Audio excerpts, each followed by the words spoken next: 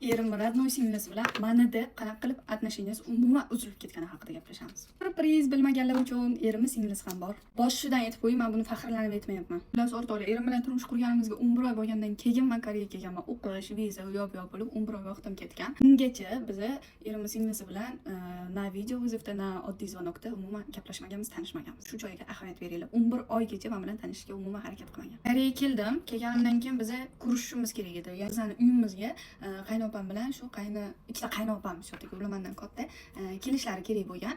Nimagadir faqatgina erim opasi kelgan. Turmush o'rtog'i bilan, bolalar bilan men bilan tanishish uchun. To'ygacha biz endi ko'risha olmaganmiz. O'zbekistonga faqat erim borganlar. Birinchi belgilangan uchrashuv nimaga отказ qilganini, shu sababini tayinli menga javob berishmagan. Ha, mayli endi ish chiqib qolgandir deb oddiy qaraganman. Oydan o'tib, почти 2 oy bo'lib qolganida turmush o'rtog'im shu ammalarining turmush o'rtoqlari, ularning bolalari, hammamiz bilan oilaviy ko'rishadigan bo'lganmiz. Qaynopamning uyida. Ular bilan ham birinchi tanishishim bo'lgan. Xullas hamma keldi, hamma kelish kerak bo'lgan, hamma keldi. Lekin erim singlisi kelmasligini oxirida bilyapmiz.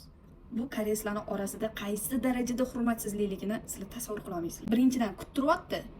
Ikkinchidan ancha kech vaqt bo'lgandan keyin o'sha bilyapmiz kelmasligini. Ikki karra hurmatsizlik. Vaqt ichida o'sha biz turmush qurganimizga 1 yildan oshgandi. 3-marta ko'rishishimiz kerak bo'lganda, даже esimda yo'q, qanaqa ko'rishishimiz kerak bo'lgan. Yana shu erim opasi, singlisi oilaviy ko'rishishimiz kerak bo'lgan esimda. Nima qildi deb o'ylaysizlar? Men bilishim bo'yicha prosta telefonni olmay qo'ydi. Menga lekin aytilishi bo'yicha men tushunganman-da, shunaqa telefonni olmay qo'yib yo'qolib qolganini.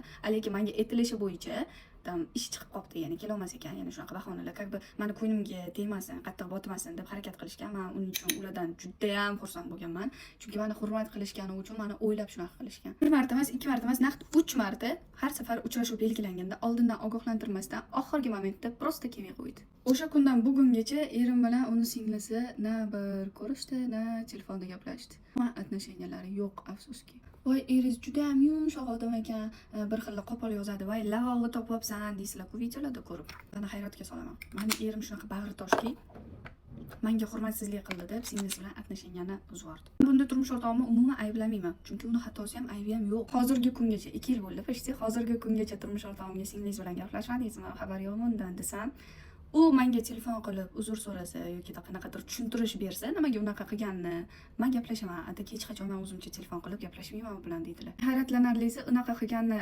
asosiy sababi hozirgacha sir. O'tgan vaziyatdan taxmin qilganim shuki, u holat meni deb bo'ldi. Yoki men chet ellik bo'lganim uchun, ya'ni bir xil koreyslar bor, shunaqa chet elliklarni xohlamaydi. Yoki turmush o'rtog'im meni deb dinini o'zgartirgani uchun. Islom dinini qabul qilganlar musulmonlar, Allohga shukr.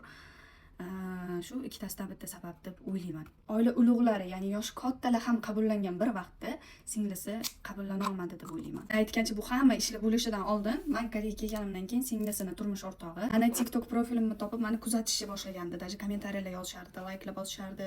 Ko'p emas, 1-2 marta shunaqa qilishgan. Hozir kuzatishadimi yo'qmi bilmayman. Gaplarimni tushunishadimi yo'qmi, вообще bilmayman. Menga qiziq emas. Men hattoki turmush o'rtog'imdan so'ramasdan bu videoni chiqarishga qaror qildim. Sababi eringizda hech kim yo'qmi degan savolni Конечно, hech kimsiz odam bo'ladimi? Конечно, oilasi bor, конечно. Bu holatni qabullanishim juda qiyin bo'lgan.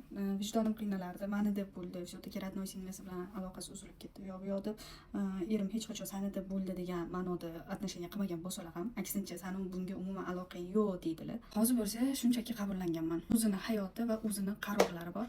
Biz prosta uni qarorini hurmat qilamiz, и всё.